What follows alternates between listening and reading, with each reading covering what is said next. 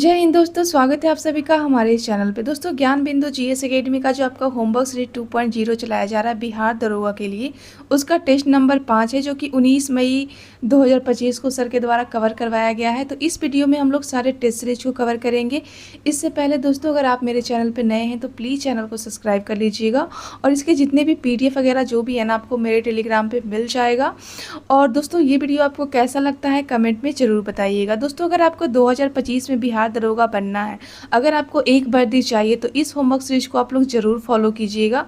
और अभी हाल ही में जो आपका ESI का एग्ज़ाम होता है 28 पोस्ट के लिए, तो आपने उसमें देखा होगा सर के द्वारा 3 PDF दिए गए थे और इसमें से 28 क्वेश्चन आपका करेंट अफेयर का आया था, जिसमें से लगभग 25 क्वेश्चन जो है ना आपके सर के करेंट अफेयर से लगे हैं। तो मतलब 28 में से 25 क्वेश्चन लगे हैं सिर्फ सर के करेंट अफेयर से, जो कि आपका 3 PDF सर के द्वारा दिया गया था। तो सर जो भी चीज़ अगर बिहार दरोगा के लिए करा रहे हैं तो आप लोग ज़रूर फॉलो कीजिए, इससे आपको काफ़ी ज़्यादा बेनिफिट होने वाला है। तो चलिए आज का टेस्ट हम लोग यहाँ पे स्टार्ट करते हैं और आप लोग प्लीज़ ज़्यादा से ज़्यादा चैनल को सपोर्ट कीजिएगा, जिससे कि ये होमवर्क सीरीज मैं आपके लिए ला सकूँ। तो चलिए आज का टेस्ट हम लोग यहाँ पे स्टार्ट करते हैं। इसका पहला क्वेश्चन है कि सिटीजनशिप अमेंडमेंट एक्ट 2019 को संपूर्ण भारतवर्ष में कब लागू किया गया। देखिए, अभी हाल ही में जो ये जो सिटीजनशिप अमेंडमेंट एक्ट है ना, तो जो कि 2019 में आता है, इसको भी हाल ही में लागू किया गया था 11 मार्च 2024 को। ध्यान रखिएगा, 11 मार्च 2024 को इसको लागू किया गया था। तो डी इसका राइट आंसर हो जाएगा। ये जो एक्ट है ना, इसको संसद में पारित कब किया गया था, तो दिसंबर 2019 में इसको पारित किया गया था। यहाँ से ध्यान रखिएगा दोस्तों, ये जो अधिनियम है ना, ये आपके 3 देश के लिए लागू होते हैं। पहला आपका पाकिस्तान, दूसरा आपका अफगानिस्तान और तीसरा आपका बांग्लादेश।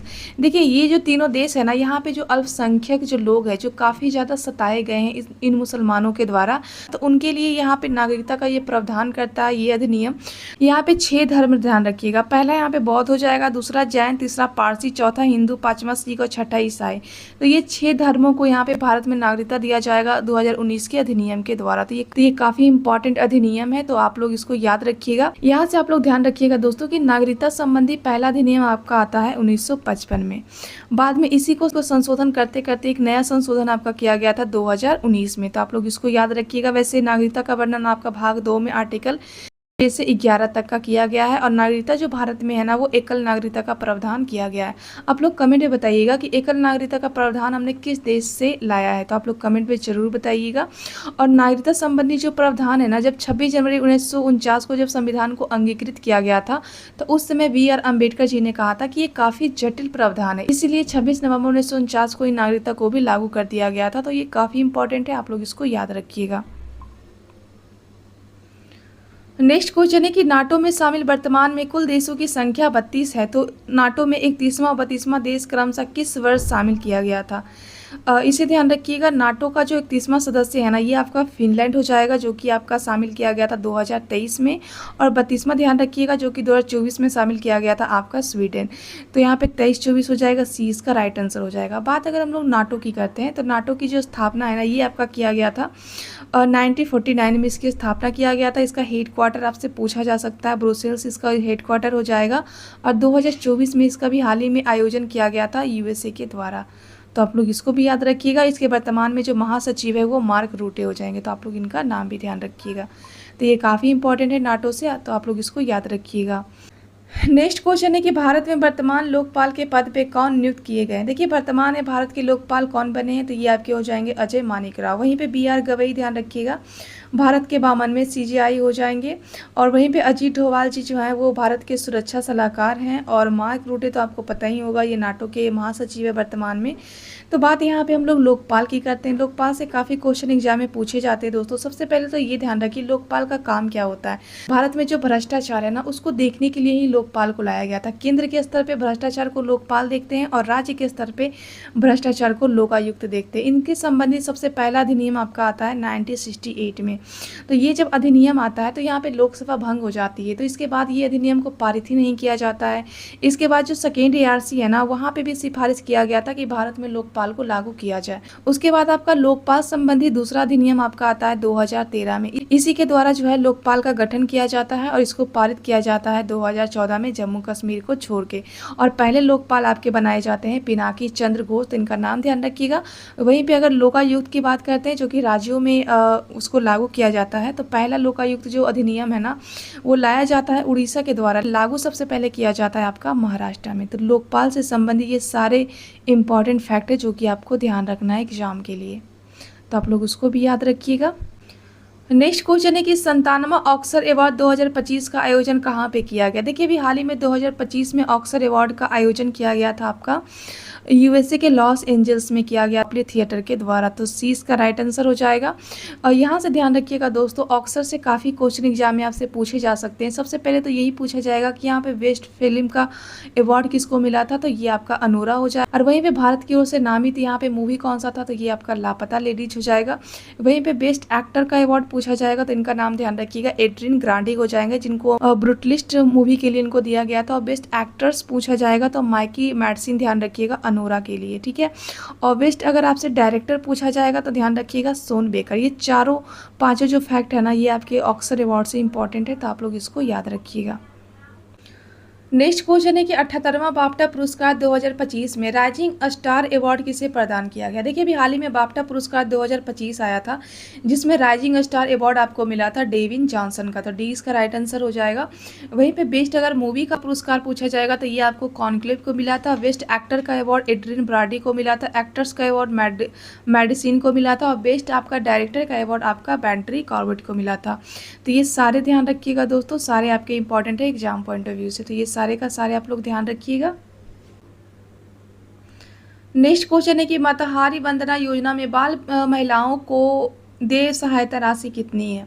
देखिए सबसे पहले तो आप ये ध्यान रखिए कि मातृहारी वंदना योजना किसके द्वारा शुरू किया गया है, तो ये आपका हो जाएगा छत्तीसगढ़ गवर्नमेंट के द्वारा इसको शुरू किया गया है, जिसमें प्रति माह 1000 रुपये यहाँ पे महिलाओं को दिया जाता है। महिला से ध्यान रखिएगा दोस्तों कि अभी हाल ही में बिहार सरकार के द्वारा पिंक बस परियोजना पटना से शुरू किया गया है। और महिलाओं के लिए परिवहन क्षेत्र में ध्यान रखिएगा बिहार गवर्नमेंट के द्वारा 33% तक का भी आरक्षण दिया गया है, तो आप लोग ये याद रखिएगा। और अभी हाल ही में नारी वंदन विधेयक आया था जिसमें बताया गया था कि 33% जो आरक्षण है ना वो लोकसभा और जो विधानसभा में महिलाओं को दिया जाएगा, तो आप लोग इसको भी याद रखिएगा। नेक्स्ट क्वेश्चन है कि एक राष्ट्र एक चुनाव के लिए गठित सदस्य समिति में कौन सा शामिल नहीं है। देखिए अभी हाल ही में एक राष्ट्र एक चुनाव से संबंधित एक समिति गठन किया गया था, और ये गठन किसके द्वारा किया गया था, द्रौपदी मुर्मू जी के द्वारा किया गया था। इसकी अध्यक्षता किसके द्वारा किया गया था, ध्यान रखिएगा रामनाथ कोविंद के द्वारा किया गया था। तो इसमें कौन सा सदस्य नहीं है जो पूछा गया है, तो अधीर रंजन चौधरी थे, अमित शाह थे, एनके सिंह थे जो कि आपके वित्त आयोग के ये अध्यक्ष थे। लेकिन वर्तमान में अध्यक्ष कौन है वित्त आयोग के, आप लोग कमेंट में बताइएगा। और उसके बाद फिर ये जगदीप धनखड़ हो जाएंगे जो कि नहीं थे, तो यहाँ पर राइट आंसर क्या हो जाएगा, डी हो जाएगा। तो आप लोग ये भी ध्यान रखिएगा आप लोग। नेक्स्ट क्वेश्चन है कि 97वां ऑस्कर अवार्ड से संबंधित कूट में से कौन सा मिलान गलत है। देखिए ऑस्कर अवार्ड जो कि अभी हमने आपको कवर करवाया है तो उससे संबंधित यहाँ पे पूछा गया है गलत। तो बेस्ट एक्टर आपको मिला था एड्रियन ब्रांडी को, ब्रूटलिस्ट मूवी के लिए मिला था, ये आपका बिल्कुल सही हो जाएगा। सर्वश्रेष्ठ फिल्म का अवार्ड आपको लापता लेडीज को नहीं मिला था, बल्कि लापता लेडीज जो थी ना वो भारत की तरफ से इसको नामित किया गया था। सर्वश्रेष्ठ जो फिल्म था ना ये अनोरा को मिला था। तीसरा आपका डॉक्यूमेंट्री फिल्म आपका नो अदर लैंड हो जाएगा, बिल्कुल सही है। मूल आपका कथा आपका सीन बेकर हो जाएंगे, मतलब डायरेक्टर आपके सीन बेकर हो जाएंगे, बिल्कुल सही हो जाएगा। तो यहाँ पे राइट आंसर गलत पूछा गया है, तो 20 का राइट आंसर हो जाएगा। नेक्स्ट क्वेश्चन है कि 82वां गोल्डन ग्लोब अवार्ड किस फिल्म ने जीता है। तो अभी हाल ही में ब्रूटलिस्ट के द्वारा ये गोल्डन ग्लोब अवार्ड 2025 अभी हाल ही में जीता गया है, तो इसका राइट आंसर हो जाएगा। तो आप लोग इसको भी याद रखिएगा। नेक्स्ट क्वेश्चन है कि 25वां आईफा अवार्ड 2025 में लाइफ टाइम अचीवमेंट अवार्ड पुरस्कार से किसे सम्मानित किया गया। देखिए लाइफ टाइम अचीवमेंट अवार्ड से अभी हाल ही में आईफा अवार्ड पूछा गया, जो कि भारत में जो सबसे उत्कृष्ट जो पुरस्कार होते हैं ना वो यहाँ पे दिया जाता है। तो ये आपका हो जाएगा, आपका लाइफ टाइम अचीवमेंट पूछा गया है ना, तो यहाँ पे राकेश रोशन हो जाएंगे। अगर बेस्ट आपको डायरेक्टर का अवार्ड पूछा जाएगा तो किरण राय हो जाएंगी, जो कि आपकी आमिर खान की वाइफ है। इन्होंने लापता मूवी को उन्होंने होस्ट करा था, इन्हीं के लिए इनको ये अवार्ड दिया गया। वहीं पे बेस्ट एक्टर पूछेगा, अगर आपको हीरो का अवार्ड पूछा जाएगा तो कार्तिक आर्यन का नाम ध्यान रखिएगा, भूल भुलैया के लिए इनको दिया गया है। वहीं पे बेस्ट एक्टर्स अगर पूछा जाएगा तो इनका नाम ध्यान रखिएगा, नितांशी गोयल, जो कि लापता लेडी में इनका जो अभिनय था ना, इनके लिए इनको यहाँ पे दिया गया है। तो यहाँ पे आईफा अवार्ड से संबंधित ये सारे जो फैक्ट है जो कि आपको याद रखना है एग्जाम पॉइंट ऑफ व्यू से, तो आप लोग इसको भी याद रखिएगा दोस्तों। और ये वीडियो आपको कैसा लगता है दोस्तों, आप लोग कमेंट में ज़रूर बताइएगा।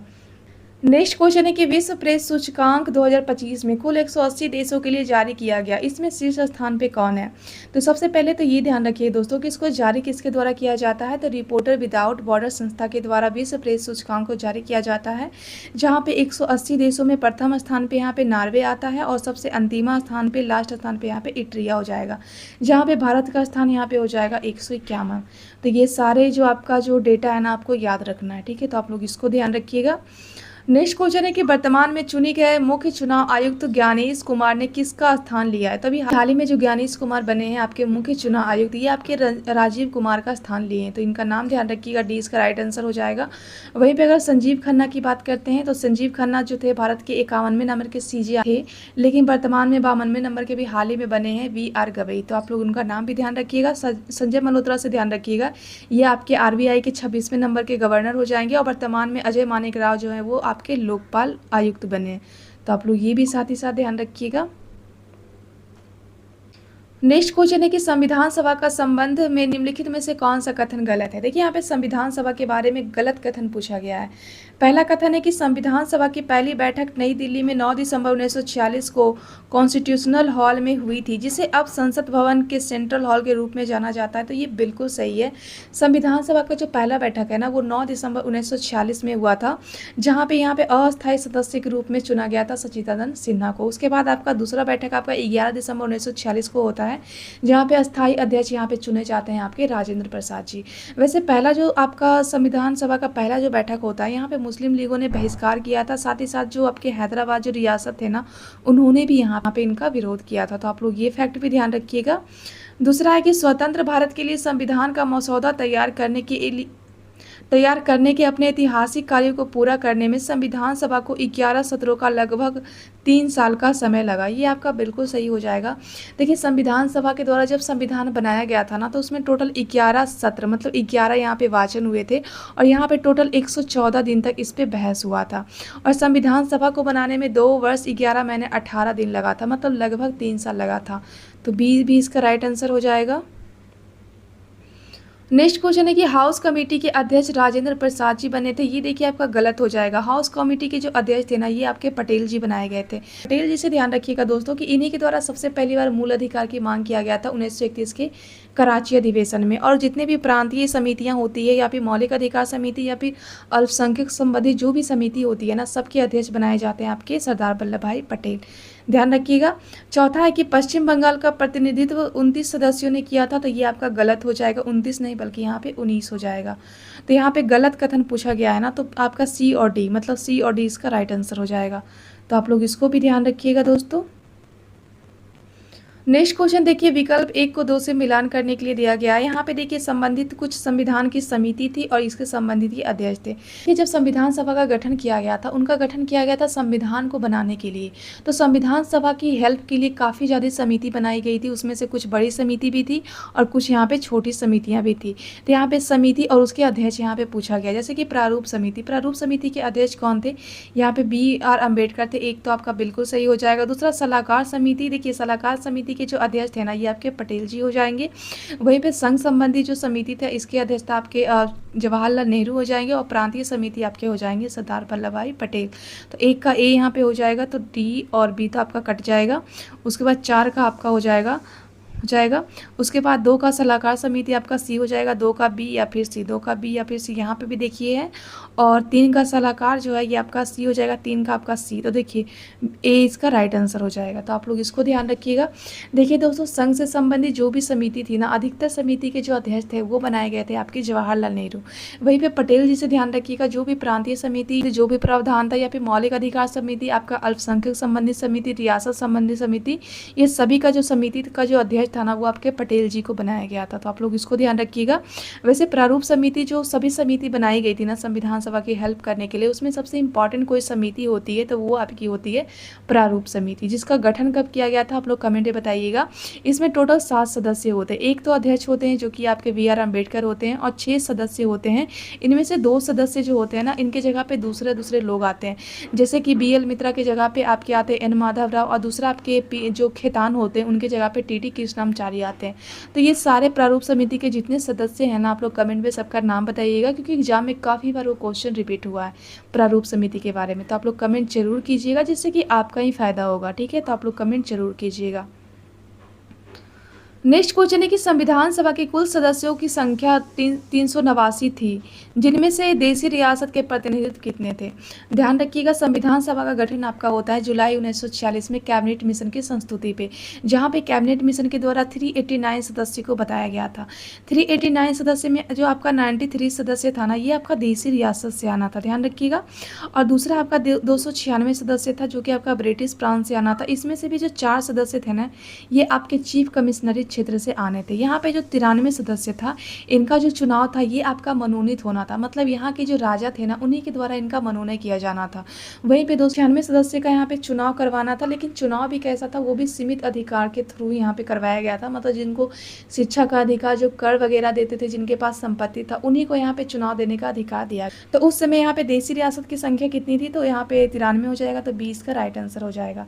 लेकिन जैसे 1947 में माउंटबेटन योजना के तहत भारत का विभाजन हो जाता है, भारत और पाकिस्तान 2 अलग अलग राज्यों में बढ़ जाते हैं। उसके बाद जो यहाँ पे 389 सदस्य होते हैं ना, ये घट के यहाँ पे आपके आ जाते हैं 299। तो आप लोग ये ध्यान रखिएगा। लेकिन जब संविधान सभा पे सिग्नेचर किया गया था उस समय कितने मेंबर थे, ध्यान रखिएगा 284 मेंबर थे। इसमें से बस 8 ही यहाँ पे महिला थी, जो कि आपका संविधान सभा का अंतिम बैठक आपका होता है 24 जनवरी 1950 को, वहाँ पे उन्होंने सिग्नेचर करा था।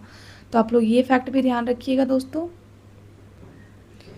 नेक्स्ट क्वेश्चन है कि दिसंबर 1946 में संविधान सभा में ऐतिहासिक उद्देश्य संकल्प को किसने रखा था। ध्यान रखिएगा, यहाँ पे 13 दिसंबर 1946 को उद्देश्य प्रस्ताव को संविधान सभा में रखा गया था आपके नेहरू जी के द्वारा, और ये उद्देश्य प्रस्ताव आपका 22 जनवरी, ध्यान रखिएगा 22 जनवरी 1947 को पारित हो जाता है। और बाद में इसी उद्देश्य प्रस्ताव को हम लोग प्रस्तावना के नाम से जानते हैं। तो ये किसके द्वारा रखा गया था, जवाहरलाल नेहरू के द्वारा रखा गया था। नेक्स्ट क्वेश्चन है कि भारतीय संविधान की प्रस्तावना को किसने भारतीय संविधान की राजनीतिक कुंडली के रूप में वर्णित किया है। तो भारतीय संविधान की जो प्रस्तावना है ना, उसको भारतीय संविधान का राजनीतिक कुंडली किसके द्वारा कहा गया है, तो ये आपका हो जाएंगे के.एम. मुंशी के द्वारा कहा गया। ठीक है, कन्हैया लाल मणिकलाल मुंशी के द्वारा कहा गया। वहीं पे ठाकुरदास भार्गव से ध्यान रखिएगा, इन्होंने प्रस्तावना को संविधान की आत्मा कहा है, तो ये भी काफ़ी इंपॉर्टेंट हो जाएगा। वहीं पे आर्टिकल 32 को संविधान का आत्मा किसके द्वारा कहा गया, आप लोग कमेंट में बताइएगा। तो आप लोग कमेंट जरूर कीजिएगा दोस्तों, जिससे कि आपका ही रिवीजन हो, आपका ही फायदा हो। नेक्स्ट क्वेश्चन है कि भारत के संविधान का मूल दस्तावेज टॉड के द्वारा हस्तलिखित किया गया था। देखिए, भारतीय संविधान के जो मूल दस्तावेज है ना, इसको लिखा गया था प्रेम बिहारी नारायण रायजादा के द्वारा, तो सी का राइट आंसर हो जाएगा। वहीं पे संविधान को अलंकृत किनके द्वारा किया गया था, तो वसंत कृष्ण वैद के द्वारा किया गया था। वहीं पे अगर आपसे क्वेश्चन पूछा जाएगा कि संविधान सभा के जो संविधान का प्रारूपकार थे वो कौन थे, तो एस.एन. मुखर्जी हो जाएंगे, और संवैधानिक सलाहकार कौन थे, तो वी.एन. राय हो जाएंगे। तो ये सारे फैक्ट आपको ध्यान रखना है, तो आप लोग इसको भी याद रखिएगा। नेक्स्ट क्वेश्चन है कि निम्नलिखित में से कौन सा संवैधानिक प्रावधान भारतीय संविधान के द्वारा ब्रिटिश संविधान से लिया गया। देखिए, ऐसा कौन सा प्रावधान है जिसको हमने ब्रिटिश के संविधान से भारतीय संविधान में लाया है। तो न्यायिक समीक्षा तो हमने अमेरिका से लिया है, कानून द्वारा स्थापित जो प्रक्रिया है ना, उसको हमने जापान के संविधान से ग्रहण किया है। वहीं पे संसदीय जो विशेषाधिकार है ना, उन्हें ब्रिटेन से लिया है, तो सी इसका राइट आंसर हो जाएगा। वहीं पे आपातकाल के समय जो मौलिक अधिकार का निलंबन हो जाता है, ये प्रक्रिया हमने कहाँ से लिया है, तो ध्यान रखिएगा, ये हमने जर्मनी के वाइमर संविधान से इसको ग्रहण किया है। ठीक है, तो आप लोग इसको भी ध्यान रखिएगा। नेक्स्ट क्वेश्चन है कि किस राजनीतिक दल की राष्ट्रीय कार्यकारिणी ने संविधान सभा को भंग कर उसका पुनर्निर्वाचन वयस्क मताधिकार के आधार पर करने को कहा था। तो ये कहा गया था आपका समाजवादी दल के द्वारा। तो 20 का राइट आंसर हो जाएगा, तो आप लोग इसको भी ध्यान रखिएगा। वहीं पे मुस्लिम लीग का जो मुस्लिम लीग की बात करते हैं तो इसका गठन आपका किया गया था 1906 में। और मुस्लिम लीग के द्वारा सबसे पहली बार जब संविधान सभा का बैठक किया गया था आपका 9 दिसंबर 1946 को, तो यहाँ पे उन्होंने इसका बहिष्कार करा था। तो आप लोग इसको भी ध्यान रखिएगा। तो आपका राइट आंसर क्या हो जाएगा? बी हो जाएगा। नेक्स्ट क्वेश्चन है कि पंडित जवाहरलाल नेहरू के द्वारा प्रस्तुत उद्देश्य प्रस्ताव को संविधान सभा के द्वारा कब स्वीकार किया गया? देखिए, उद्देश्य प्रस्ताव को सबसे पहले पंडित जवाहरलाल नेहरू के द्वारा 13 दिसंबर 1946 में पारित किया गया था और बाद में इसको 22 जनवरी 1947 को इसको एक्सेप्ट कर दिया जाता है और यही उद्देश्य प्रस्ताव बाद में जाके प्रस्तावना बनती है। तो ध्यान रखिएगा, सी इसका राइट आंसर हो जाएगा। नेक्स्ट क्वेश्चन है कि संविधान सभा में भारत के संविधान के मुख्य प्रारूपकार कौन थे? यहाँ पे मुख्य प्रारूपकार पूछा गया है, तो ध्यान रखिएगा ये आपके हो जाएंगे एस एन मुखर्जी। तो ए इसका राइट आंसर हो जाएगा। वहीं पे अगर सलाहकार पूछेगा तो ध्यान रखिएगा वी एन राय हो जाएंगे। तो इनका नाम भी आप लोग ध्यान रखिएगा दोस्तों। और ये सारे फैक्चुअल क्वेश्चन है जो कि एग्जाम में काफ़ी बार रिपीट हुआ है, तो आप लोग इसको याद रखिएगा। नेक्स्ट क्वेश्चन है कि संविधान की अंतिम रूपरेखा जो ड्राफ्ट होता है वो किसके द्वारा तैयार किया गया था? देखिए, संविधान की अंतिम जो रूपरेखा है ना, जो आपका ड्राफ्ट है, ये आपका तैयार किया गया था बी आर अम्बेडकर के द्वारा। इसीलिए इनको संविधान के जनक के रूप में भी जाना जाता है। तो मोस्ट इंपॉर्टेंट है, आप लोग इनका नाम ध्यान रखिएगा। वहीं पर कृष्णा स्वामी अय्यर, के एम मुंशी और गोपाला स्वामी अयंगर की बात करते हैं तो ये सभी के सभी प्रारूप समिति के सदस्य हुआ करते थे। तो आप लोग इनका नाम भी ध्यान रखिएगा। नेक्स्ट क्वेश्चन है कि भारतीय संविधान के हिंदी संस्करण का सुलेखन किसके द्वारा किया गया था? देखिए, भारतीय संविधान का जो हिंदी संस्करण था ना, उसका सुलेखन आपका किया गया था वसंत कृष्ण वैदिक के द्वारा। तो ए इसका राइट आंसर हो जाएगा। वैसे दोस्तों, संविधान जब लिखा गया था तो वो आपका हस्तलिखित था, तो आप लोग इसको भी याद रखिएगा। नेक्स्ट क्वेश्चन है कि निम्नलिखित में से किसने भारतीय संविधान सभा में उद्देश्य संकल्प प्रस्तुत किया था?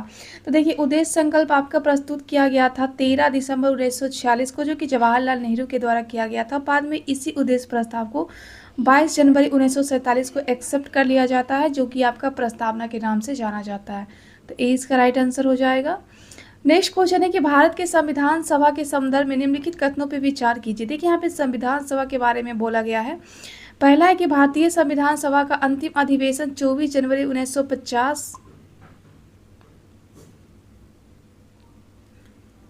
को हुआ था। तो ये आपका बिल्कुल सही हो जाएगा। ये जो बैठक आपकी होती है वो 9 दिसंबर 1946 को होता है, लेकिन अंतिम जो बैठक आपका होता है वो 24 जनवरी 1950 को होता है। इसी अंतिम बैठक का डेट ध्यान रखिएगा दोस्तों, क्योंकि यहीं पे सबसे पहली बार राष्ट्रपति का जो पद होता है उसकी वैधानिकता को स्वीकार किया गया था और पहले राष्ट्रपति आपके बनते हैं राजेंद्र प्रसाद जी।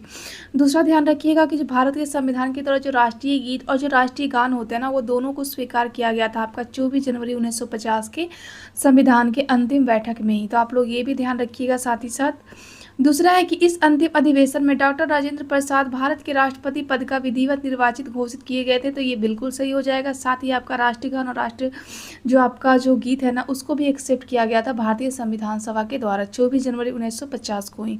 तो यहाँ पे सही कथन पूछा गया है, तो 1 और 2 दोनों यहाँ पे सही हो जाएगा। तो 20 का राइट आंसर हो जाएगा। तो आप लोग ये भी ध्यान रखिएगा।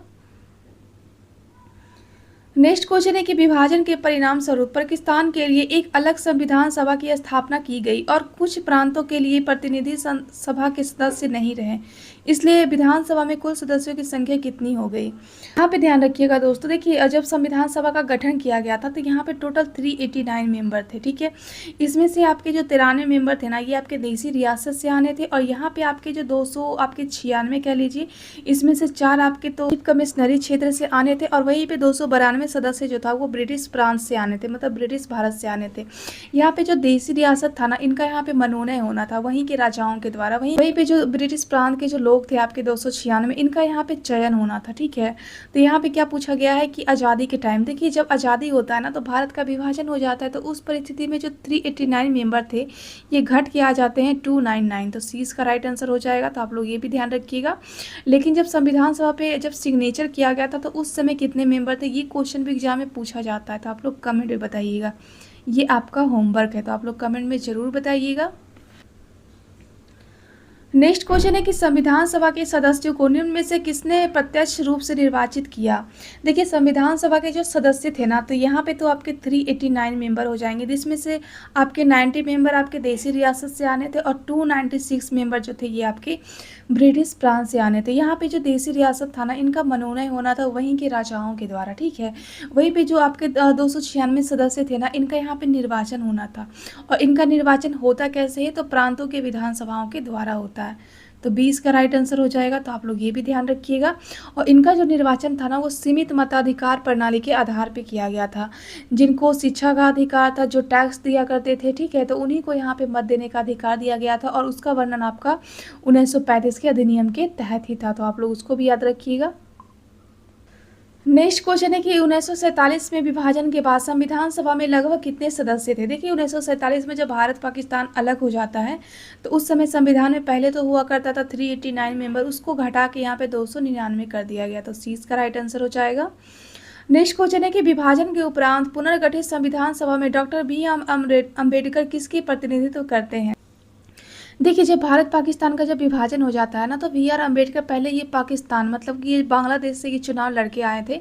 लेकिन जब पाकिस्तान का विभाजन हो जाता है तो बांग्लादेश चला जाता है आपका, पाकिस्तान के अंतर्गत चला जाता है, तो इनका सीट तो वहाँ पे से खाली हो जाता है। तो बाद में ये बम्बई से चुनाव लड़के आते हैं, तो डी इसका राइट आंसर हो जाता है। और बम्बई से ध्यान रखिएगा, यहाँ पे एक मेंबर होते हैं MR जयंकर, तो इन्होंने अपना सीट खाली करा था, तब जाके BR अम्बेडकर यहाँ से सदस्य चुने जाते, तो डी इसका राइट आंसर हो जाएगा, तो आप लोग ये भी ध्यान रखिएगा। नेक्स्ट क्वेश्चन है कि संविधान सभा ने BR अम्बेडकर की अध्यक्षता में प्रारूप समिति का गठन कब किया था। देखिए संविधान सभा के बारे में बोला गया है कि जब संविधान सभा का जब गठन किया गया था, तो इसके लिए बहुत सारी समितियां बनाई गई थी, बहुत सारी बड़ी समिति थी, कुछ यहाँ पे छोटी समिति थी। उसमें से सबसे इंपॉर्टेंट कोई समिति आपकी होती है, तो वो आपकी होती है प्रारूप समिति, जिसकी स्थापना आपका 29 अगस्त 1947 में किया गया था। इसमें ध्यान रखिएगा, इसमें टोटल यहाँ पे आपके 7 मेंबर्स हो जाएंगे। यहाँ से ध्यान रखिएगा दोस्तों, इसके आपके अध्यक्ष बनाए जाते हैं BR अम्बेडकर। तो आप लोग कमेंट में बताइएगा दोस्तों कि इसमें टोटल कितने मेंबर थे, और ये टोटल मेंबर का आप लोग नाम भी बताइएगा, क्योंकि आपके अगर पॉलिटी में क्वेश्चन प्रारूप समिति से पूछे गए एग्जाम में, तो ये सभी का नाम पूछा गया है। तो सबसे पहले तो प्रारूप समिति के जितने भी मेंबर्स हैं आपको वहाँ पर रटे होने चाहिए, ठीक है। तो आप लोग उनका नाम कमेंट में ज़रूर बताइएगा, जिससे कि आपका भी वो रिवीजन हो जाए। नेक्स्ट क्वेश्चन देखिए, सूची 1 को सूची 2 से यहाँ पे मिलान करने के लिए दिया गया है। संविधान सभा का स्थायी अध्यक्ष किसे चुना जाता है, अस्थायी पूछा गया है ना, तो ये यहाँ पे राजेंद्र प्रसाद जी हो जाएंगे, और अस्थायी सदस्य आपके हो जाएंगे सचिदानंद सिन्हा। देखिए संविधान सभा का जब पहली बैठक होता है 9 दिसंबर 1946 को, तो वहाँ पे अस्थायी सदस्य के रूप में आपका सचिदानंद सिन्हा को चुना जाता है। वहीं पे संविधान सभा का दूसरा बैठक यहाँ पे होता है 11 दिसंबर 1946 को, जहाँ पे अस्थायी सदस्य के रूप में यहाँ पे आपको राजेंद्र प्रसाद जी को चुना जाता है। वहीं पे प्रारूप समिति के अध्यक्ष कौन बनते हैं, तो BR अम्बेडकर हो जाएंगे। और अंतिम सरकार के कार्यकारी अध्यक्ष कौन बनते हैं, तो ये आपके हो जाएंगे जवाहरलाल नेहरू। तो यहाँ से आपका राइट आंसर क्या हो जाएगा, एक का आपका हो जाएगा 4, तो एक का 4 देखिए ये यहाँ पे ये हो जाएगा, ये हो जाएगा, तो A और C तो ऑलरेडी कट गया। उसके बाद भी अस्थायी सदस्य यहाँ पे 3 हो जाएगा, उसके बाद 3 है, तो देखिए 3 इसमें भी है। प्रारूप समिति का आपका BR अम्बेडकर हो जाएगा, तो 2, तो यहाँ पे राइट आंसर आपका B हो जाएगा। तो आप लोग इसको भी याद रखिएगा दोस्तों। नेक्स्ट क्वेश्चन है कि 15 अगस्त 1947 से 26 जनवरी 1950 के दौरान भारत का राजनीतिक दर्जा क्या था। देखिए 15 अगस्त 1947 को जब भारत आज़ाद होती है, उसके बाद 26 जनवरी 1950 को जब संविधान सभा को एक्सेप्ट कर लिया जाता है भारतीय संविधान के द्वारा, तब तक जो भारत की राजनीतिक थी वो कैसी थी, किस तरीके की थी, तो ब्रिटिश राष्ट्रकूल का एक अधिराज हुआ करता था उस समय, तो डी इसका राइट आंसर हो जाएगा। नेक्स्ट क्वेश्चन है कि संविधान सभा में किस देशी रियासत के प्रतिनिधियों ने भाग नहीं लिया था, तो ध्यान रखिएगा ये हैदराबाद हो जाएगा। देखिए संविधान सभा का जब पहली बैठक आपका 9 दिसंबर 1946 को होता है, तो वहाँ पे मुस्लिम लीगों ने तो बहिष्कार करा ही करा था, उसके साथ ही साथ आपका हैदराबाद के द्वारा भी बहिष्कार ही किया गया था, तो सी इसका राइट आंसर हो जाएगा। तो आप लोग इसको भी याद रखिएगा। नेक्स्ट क्वेश्चन है कि संविधान सभा का निर्वाचन निम्न में से किस आधार पे हुआ है। देखिए संविधान सभा का जो निर्वाचन है ना, ये आपका किया गया था सीमित मताधिकार के आधार पे, तो सी इसका राइट आंसर हो जाएगा। नेक्स्ट क्वेश्चन है कि निम्नलिखित में से कैबिनेट मिशन 1946 का सदस्य नहीं था। देखिए 1946 में आपका कैबिनेट मिशन आता है, उसके पहले आपका क्रिप्स मिशन आता है। तो वो जब भारत से जाता है ना, उसके बाद आपका भारत में आता है कैबिनेट मिशन 1946। इसी के द्वारा जो है जुलाई 1946 में आपका संविधान सभा गठन किया जाता है। तो आप लोग ये ध्यान रखिएगा। तो संविधान सभा का निर्माण होता है ना, ये आपका कैबिनेट मिशन के सिफारिश पे ही होता है। तो यहाँ पे टोटल 3 लोग आए थे। पहला पे पेंथिंग लॉरेंस थे, जो कि उस समय भारत के सचिव हुआ करते थे। दूसरा यहाँ पे स्टेफर्ड क्रिप्स थे, जो कि यहाँ पे आप ये हो जाएंगे, ये आपके ट्रेड मंत्री हुआ करते थे। वहीं पे एवी एलेक्जेंडर, जो कि नौसेना मंत्री थे, लेकिन लॉर्ड माउंटबेटन जो थे ना, वो यहाँ पे नहीं थे। तो यहाँ पे नहीं पूछा गया है, तो 20 का राइट आंसर हो जाएगा। तो आप लोग ये भी ध्यान रखिएगा। नेक्स्ट क्वेश्चन है कि कैबिनेट मिशन योजना के अनुसार संविधान सभा के सदस्यों की संख्या कितनी निश्चित की गई थी। देखिए जब 1946 में कैबिनेट मिशन भारत आते हैं, 3 व्यक्ति जब भारत आते हैं, तो उस समय संविधान सभा बनाने का बात किया जाता है। और संविधान सभा के लिए टोटल 289 सदस्य जो थे वो यहाँ पे डिफाइन किया गया था। लेकिन जब जैसे ही 1947 में भारत का विभाजन हो जाता है, भारत पाकिस्तान जब बन जाता है, तो यहाँ पे जो सदस्य थे ना, वो घट के आपके हो जाते हैं 299। तो आप लोग ये भी ध्यान रखिएगा। नेक्स्ट क्वेश्चन है कि निम्नलिखित में से किसने भारत का संविधान बनाने के लिए संविधान सभा की रचना करने का विचार सर्वप्रथम प्रस्तुत किया था। देखिए संविधान सभा को बनाने के लिए संविधान सभा का जो विचार है ना, सबसे पहले प्रस्तुत आपका किया गया था स्वराज दल के द्वारा। तो यहाँ पे राइट आंसर आपका हो जाएगा ए। ध्यान रखिएगा दोस्तों कि 1895 में एक स्वराज विधेयक आया था, उसी में सबसे पहले अनौपचारिक रूप से संविधान बनाने की जो है वो संस्थागत बात यहाँ पे मांग की गई थी। उसके बाद एम.एन. रॉय, ध्यान रखिएगा, 1934 में जब वो आते हैं, उन्होंने व्यक्तिगत रूप से अनौपचारिक रूप से संविधान सभा की मांग की थी। तो इस हिसाब से राइट आंसर आपका क्या हो जाएगा, ए हो जाएगा, स्वराज दल हो जाएगा। नेक्स्ट क्वेश्चन है कि भारतीय संविधान की मूल प्रति क्या है। देखिए भारतीय संविधान की जो मूल प्रति है वो क्या है, ये यहाँ पे पूछा गया है। तो ये हस्तलिखित है, ठीक है। तो ए इसका राइट आंसर हो जाएगा। नेक्स्ट क्वेश्चन है कि भारतीय संविधान में एंग्लो इंडियन समुदाय का प्रतिनिधित्व किसने किया है। देखिए एंग्लो समुदाय का जो प्रतिनिधित्व है ना, ये आपका किया गया था फ्रैंक के द्वारा किया गया था, फ्रैंक एंथोनी के द्वारा किया गया था। दोस्तों आपको पता होगा कि लोकसभा में टोटल 2 आंग्ल समुदाय को नियुक्त किया जाता है। उसी तरीके से आपके जो राज्य के विधानसभा होते हैं वहाँ पे भी नियुक्त किया जाता था राष्ट्रपति महोदय के द्वारा।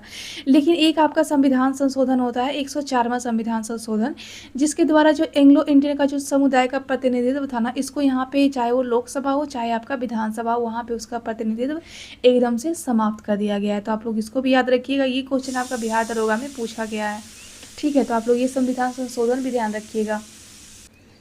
नेक्स्ट क्वेश्चन है कि भारत के संविधान को संविधान सभा द्वारा कब अपनाया गया। तो भारतीय संविधान को संविधान सभा के द्वारा अपनाया गया था 26 नवंबर 1949 को।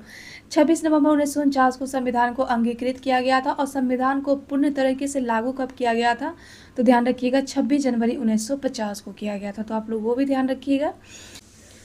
नेक्स्ट क्वेश्चन है कि निम्न में से किस व्यवस्था की विशेषता को भारत के संविधान में सम्मिलित किया गया। देखिए भारतीय संविधान में कौन सी विशेषता सम्मिलित है। तो भारतीय संविधान जो है ना, एक तरीके से वो संघात्मक भी है और एक तरीके से एकात्मक भी है, मतलब दोनों व्यवस्थाएं भारतीय संविधान में हमें मौजूद देखने को मिलता है। नेक्स्ट क्वेश्चन है कि कौन सा भारतीय संविधान का लक्षण नहीं है।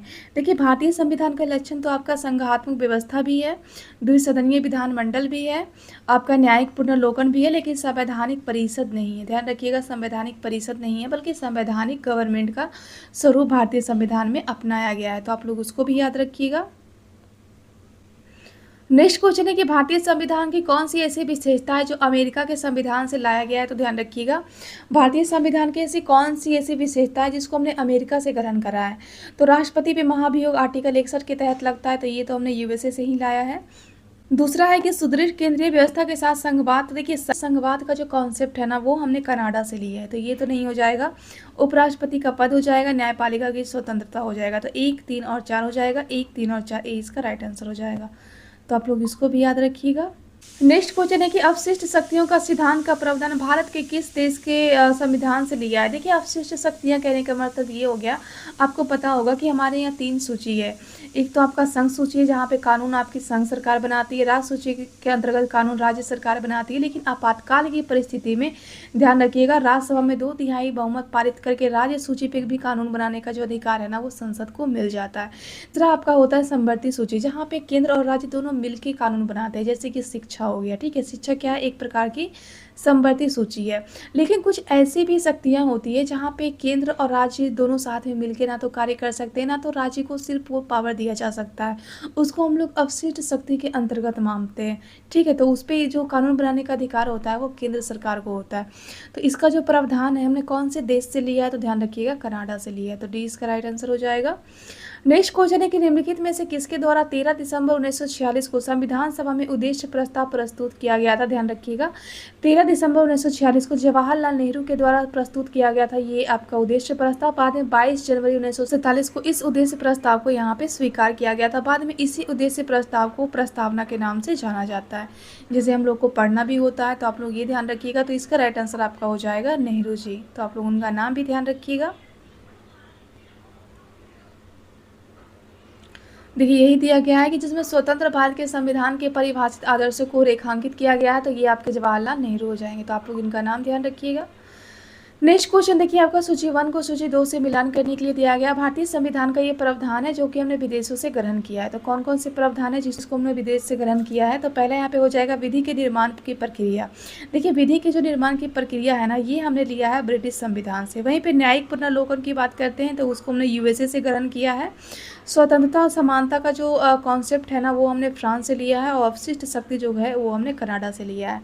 तो यहाँ पे आपका हो जाएगा 1 का 2 हो जाएगा, 1 का 2 2, यहाँ पे ये कट जाएगा 2 हो जाएगा और आपका 4 का डी हो जाएगा, 4 का डी हो जाएगा। तो 20 का राइट आंसर हो जाएगा। तो आप लोग इसको भी याद रखिएगा दोस्तों। नेक्स्ट क्वेश्चन है कि निम्नलिखित में से गलत युग्म का चयन कीजिए। संविधान सभा की समिति और अध्यक्ष। देखिए यहाँ पे गलत कथन को चुनने के लिए बोला गया है। यहाँ पे ये समिति है और ये इसके अध्यक्ष हो जाएंगे। तो प्रारूप समिति के अध्यक्ष राजेंद्र प्रसाद पहला ही आपका गलत हो जाएगा। देखिए प्रारूप समिति के जो अध्यक्ष है ना, यार अम्बेडकर को बनाया गया था, तो पहला आपका गलत हो जाएगा। दूसरा मौलिक अधिकार की उप समिति, तो ये आपका जेपी कृपलानी हो जाएंगे। लेकिन वैसे अगर मौलिक अधिकार और अल्पसंख्यक का समिति पूछा जाएगा तो वो आपके पटेल जी के पास थे। तीसरा है कि संघ संविधान समिति जो कि जवाहरलाल नेहरू के पास था, और प्रांतीय संविधान समिति जो कि आपका वल्लभ भाई पटेल था। तो ये सभी के सभी सही हो जाएगा, लेकिन आपका गलत पूछा गया है तो ए इसका राइट आंसर हो जाएगा। तो आप लोग उसको भी याद रखिएगा। नेक्स्ट क्वेश्चन है कि निम्नलिखित में से किसे संविधान सभा के द्वारा इसके संवैधानिक सलाहकार के रूप में चुना गया था। देखिए संवैधानिक सलाहकार के रूप में आपका चुना गया था बी.एन. रॉय को। तो सी इसका राइट आंसर हो जाएगा। और भारत के पहले राष्ट्रपति कौन बनते हैं, या विधानसभा के जो अस्थायी अध्यक्ष होते हैं वो कौन होते हैं, तो ये आपके राजेंद्र प्रसाद जी हो जाएंगे। आपके उद्देश्य प्रस्ताव को पारित किया गया था आपके जवाहरलाल नेहरू के द्वारा पारित किया गया था। और जितने भी प्रांत से संबंधित जो भी समिति थी, या फिर मौलिक अधिकार हो या फिर अल्पसंख्यक के संबंधित जो भी समिति थी ना, उसका अध्यक्ष आपको बनाया गया था पटेल जी को। तो आप लोग इनका नाम भी ध्यान रखिएगा। और पटेल जी के द्वारा ही सबसे पहली बार मौलिक अधिकार की मांग किया गया था कराची अधिवेशन में। तो आप लोग ये डेट भी ध्यान रखिएगा। नेक्स्ट क्वेश्चन है कि निम्न में से किसे संविधान सभा के द्वारा इसके स्थायी अध्यक्ष के रूप में चुना गया। देखिए स्थायी अध्यक्ष पूछा गया है, जो कि आपका 9 दिसंबर 1946 को जब संविधान सभा की पहली बैठक होती है तो अस्थायी अध्यक्ष के रूप में आपको सचिदानंद सिन्हा को चुना जाता है। वहीं पे 11 दिसंबर को दूसरा आपका बैठक होता है, ठीक है, संविधान सभा का, जहाँ पे स्थायी अध्यक्ष चुना जाता है आपका राजेंद्र प्रसाद जी को चुना जाता है। तो आप लोग ये भी ध्यान रखिएगा। वैसे बी.आर. अम्बेडकर आपके प्रारूप समिति के अध्यक्ष हो जाएंगे। आपके पटेल जी जो है वो आपके प्रांतीय या फिर मौलिक अधिकार या फिर समिति के यहाँ पे अध्यक्ष हो जाएंगे। और महात्मा गांधी से तो आपको पता ही होगा। नेक्स्ट क्वेश्चन है कि निम्नलिखित में से किसने कहा था कि एक संविधान एक मशीन की तरह बेजान चीज है, इसमें वे लोग जीवन फूंकते हैं जो इसका नियंत्रण करते हैं। भारत में बस कुछ ईमानदार लोगों की आवश्यकता है जिनके लिए राष्ट्रहित की सर्वोपरि है। ये किसके द्वारा कहा गया था, तो ये आपका कहा गया था राजेंद्र प्रसाद जी के द्वारा। तो बी इसका राइट आंसर हो जाएगा। तो आप लोग ये भी ध्यान रखिएगा। नेक्स्ट क्वेश्चन है कि संविधान की प्रस्तावना के बारे में कौन सा कथन सही है। देखिए यहाँ पे प्रस्तावना के बारे में कथन पूछा गया है। पहला कथन है कि समाजवादी धर्मनिरपेक्षता और शब्द 1950 में लागू संविधान के अंग नहीं थे। ये आपका बिल्कुल सही हो जाएगा। दूसरा है कि उक्त शब्द जो है 1977 में संविधान संशोधन के द्वारा जोड़े गए थे, बिल्कुल गलत हो जाएगा। 1985 के संविधान संशोधन के द्वारा भी नहीं जोड़े गए थे। और उक्त शब्द जो है वो संविधान की प्रस्तावना के अंग नहीं है, ये भी गलत हो जाएगा। देखिए जब भारतीय संविधान सभा को जब एक्सेप्ट किया गया था आपका 26 नवंबर 1949 को जब आपका अंगीकृत किया गया था, उसके बाद 26 जनवरी 1950 को जब भारतीय संविधान को लागू किया गया था पूरी तरीके से, तो वहाँ पे प्रस्तावना को वहाँ पे ऐड किया गया था, ठीक है। लेकिन जो समाज समाजवादी धर्मनिरपेक्ष जो है ना, यहाँ पे ध्यान रखिएगा प्रस्तावना में एक ही संविधान संशोधन होता है। तो आप लोग कमेंट में बताइएगा कि वो कौन सा संविधान संशोधन था जिसके द्वारा प्रस्तावना में संशोधन किया जाता है। और प्रस्तावना में 3 नए वर्ड जोड़े जाते हैं। पहला आपका हो जाएगा समाजवादी, दूसरा आपका पंथ निरपेक्ष, इसी को हम लोग धर्म निरपेक्ष भी कहते हैं, और तीसरा आपका हो जाएगा अखंडता। तो ये तीनों जो वर्ड था ना, 1950 में जो संविधान संशोधन लागू किया गया था उस समय उसका अंग बिल्कुल भी नहीं था, लेकिन वर्तमान में प्रस्तावना का अंग ये है, ध्यान रखिएगा। तो यहाँ पे सही पूछा गया है, तो ये इसका राइट आंसर हो जाएगा। तो आप लोग इसको भी याद रखिएगा। नेक्स्ट क्वेश्चन है कि भारत के संविधान की मूल संरचना के सिद्धांत का स्रोत क्या है। देखिए भारतीय संविधान की जो मूल संरचना है ना, इसका सिद्धांत का स्रोत क्या है, तो ये आपका हो जाएगा न्यायिक व्यवस्था। तो 20 का राइट आंसर हो जाएगा। नेक्स्ट क्वेश्चन है कि संविधान की उद्देशिका में उल्लेखित हम भारत के लोग संविधान के निम्नांकित विशेषताओं से घनिष्ठ रूप से जुड़ा हुआ है। तो ये किस चीज़ से जुड़ा हुआ है, क्योंकि हम लोग संप्रभु राज्य, इसी चीज़ से ये जुड़ा हुआ है। तो सी इसका राइट आंसर हो जाएगा। नेक्स्ट क्वेश्चन है कि भारत के संविधान के स्रोत के संदर्भ में निम्नलिखित में से कौन सा कथन यहाँ पे सही सुमेलित नहीं है। यहाँ पे स्रोत के बारे में पूछा गया है कि कौन कौन से देश से हमने कौन कौन से स्रोत भारतीय संविधान में ऐड करा है। तो पहला यहाँ पे हो जाएगा अर्ध संघात्मक सरकार। देखिए अर्ध संघात्मक सरकार की बात करते हैं, वैसे संघात्मक अगर सरकार की बात करते हैं तो वो हमने कहाँ से ली है, आप लोग कमेंट में बताइएगा। लेकिन अर्ध संघात्मक जो सरकार है ना, वो हमने स्विट्जरलैंड से नहीं लिया है, बल्कि ये इंडिया का स्वयं का ये कॉन्सेप्ट है। ठीक है, दूसरा है कानून बनाने की प्रक्रिया, जो कि हमने यूके से लिया, बिल्कुल सही हो जाएगा। डीपीएसपी आयरलैंड से लिया है, और न्यायिक पुनर्लोकन जो है ये हमने यूएसए से लिया है। तो ये सभी के सभी सही हो जाएगा, लेकिन यहाँ पे गलत पूछा गया है, तो ए इसका राइट आंसर हो जाएगा। तो आप लोग इसको भी याद रखिएगा।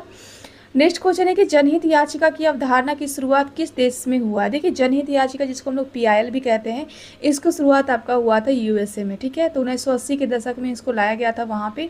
तो 20 का राइट आंसर हो जाएगा। तो आप लोग ये भी याद रखिएगा। नेक्स्ट क्वेश्चन है कि भारतीय संविधान का निर्माण करने वाली संविधान सभा का गठन कैबिनेट मिशन के आधार पर कब होता है। तो संविधान सभा का गठन आपका होता है 1946, जुलाई 1946 में। वैसे कैबिनेट मिशन भारत में कब आती है, तो ध्यान रखिएगा ये भी 1946 में आती है। इसी के संस्तुति के आधार पर भारतीय संविधान का गठन जुलाई 1946 में किया जाता है, और इसमें टोटल सदस्य रखा जाता है 389। तो आप लोग इसको भी याद रखिएगा। नेक्स्ट क्वेश्चन है कि बीएल मित्रा की जगह पे किसे प्रारूप समिति में सदस्य बनाया गया। यहाँ पे आप लोग ध्यान रखिएगा दोस्तों, प्रारूप समिति में टोटल 7 मेंबर थे। ठीक है, 7 में से एक जो थे ना, ये आपके अध्यक्ष थे, जो कि आपके वी.आर. अम्बेडकर थे। और इसमें से जो 6 मेंबर थे ना, इसमें से 2 मेंबर तो यहाँ पे हट जाते हैं, इनकी जगह पे कोई ना कोई आते हैं। यहीं से क्वेश्चन एग्जाम में पूछा जाता है। पहला ध्यान रखिएगा, यहाँ पे आपके वी.एल. मित्रा हो जाएंगे। तो वी.एल. मित्रा की जगह पे यहाँ पे एन. माधव राव हो जाएंगे। तो सी इसका राइट आंसर हो जाएगा। और दूसरा ध्यान रखिएगा डी.पी. खेतान। डी.पी. खेतान की जगह पे जो है वो टी.टी. कृष्णमाचारी आते हैं। तो आप लोग इनका नाम भी ध्यान रखिएगा। 2 ऐसे व्यक्ति थे प्रारूप समिति के जो बाद में जाके चेंज हो जाते हैं। तो दोनों का नाम आपको ध्यान रखना है। तो यहाँ पे 7 का 7 मेंबर आपको रटा होना चाहिए। और आप लोग ये कमेंट में ज़रूर बताइएगा कि इसमें 7 मेंबर कौन कौन थे। तो आप लोग कमेंट जरूर कीजिएगा, जिससे कि आपका रिवीजन हो। नेक्स्ट क्वेश्चन है कि स्वतंत्र भारत का संविधान सभा द्वारा कब पारित किया गया था। देखिए संविधान सभा जो पारित किया गया था स्वतंत्र भारत का, वो आपका 26 जनवरी 1950 को पारित किया गया था, लागू किया गया था। वहीं पे 26 नवंबर 1949 को संविधान सभा को अंगीकृत किया गया था। तो आप लोग ये डेट भी ध्यान रखिएगा। नेक्स्ट क्वेश्चन है कि निम्नलिखित में से किसे 1946 में अंतरिम सरकार में रक्षा मंत्री के रूप में नियुक्त किया गया था। सबसे पहले तो ये ध्यान रखिएगा कि 2 सितंबर 1946 को अंतरिम सरकार का गठन किया जाता है, जिसके अध्यक्ष या फिर उपराष्ट्रपति बनाए जाते हैं आपके जवाहरलाल नेहरू जी। तो यहाँ पे रक्षा मंत्री पूछा गया है, तो रक्षा मंत्री यहाँ पे बलदेव सिंह हो जाएंगे। तो 20 का राइट आंसर हो जाएगा। नेक्स्ट क्वेश्चन है कि 1946 में गठित अंतरिम कैबिनेट की अध्यक्षता किसने किया था। देखिए 1946 में 2 सितंबर 1946 को जो अंतरिम सरकार का गठन किया गया था, उसकी अध्यक्षता किया गया था जवाहरलाल नेहरू के द्वारा। नेक्स्ट है कि राष्ट्रीय अंतरिम सरकार में रियासतों का विभाग किसे दिया गया था। तो जो भी रियासत थे ना, उसका विभाग आपको दिया गया था सरदार वल्लभ भाई पटेल को। तो 20 का राइट आंसर हो जाएगा। और इन्हीं के द्वारा सबसे पहले बार मौलिक अधिकार की मांग की गई थी। तो आप लोग ये भी ध्यान रखिएगा। नेक्स्ट क्वेश्चन है कि राज्य विभाग की स्थापना किसकी अध्यक्षता में हुई थी। तो राज्य विभाग की जो स्थापना है ना, ये आपका किया गया था पटेल जी की अध्यक्षता में 1947 में। तो आप लोग इसको भी याद रखिएगा। नेक्स्ट क्वेश्चन है कि जब 1946 में भारतीय मुस्लिम लीग को अंतरिम सरकार में सम्मिलित किया गया था, तब लियाकत अली खां को कौन सा विभाग दिया गया था? देखिए 1946 में जब मुस्लिम लीग को भी अंतरिम सरकार में उनको शामिल किया गया था, तो उसमें से जो लियाकत अली खां थे उनको कौन सा विभाग दिया गया था? तो ध्यान रखिएगा, वित्त विभाग उनको दिया गया था। नेक्स्ट क्वेश्चन है कि 1946 में गठित अंतरिम सरकार के मंत्रिमंडल में श्रम विभाग किनके पास था? तो ये जो श्रम विभाग था ना, ये आपके जगजीवन राय के पास था, तो ये भी आप याद रखिएगा। तो ये भी आप याद रखिएगा, इनका संबंध आपका हो जाएगा बिहार से। तो बिहार से ऐसे कोई व्यक्ति थे जो कि मंत्रिमंडल में उस समय शामिल थे, तो जगजीवन राव का नाम आप लोग ध्यान रखिएगा।